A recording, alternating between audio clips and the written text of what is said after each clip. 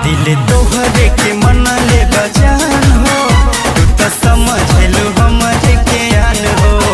तू तो कहलू कि प्यार होवे सच्चा, काहे करत बड़ो इतना गुमान हो।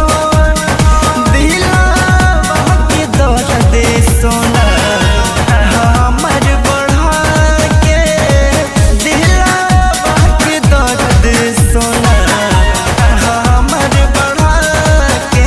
कहीं मुँह तो घुमा देलू, हमसे मिले नहीं आवेलू। कहीं मुँह तो घुमा देलू, हमसे मिले नहीं आवेलू। मिले नहीं आवेलू।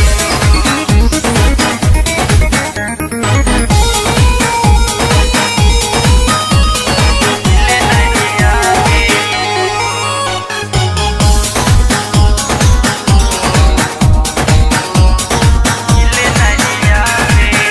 दिल तोड़ी के जात बड़ो आज हो, कैसे जीहे तोहरा बिन हंस राज हो। अब प्यार के करो से नहीं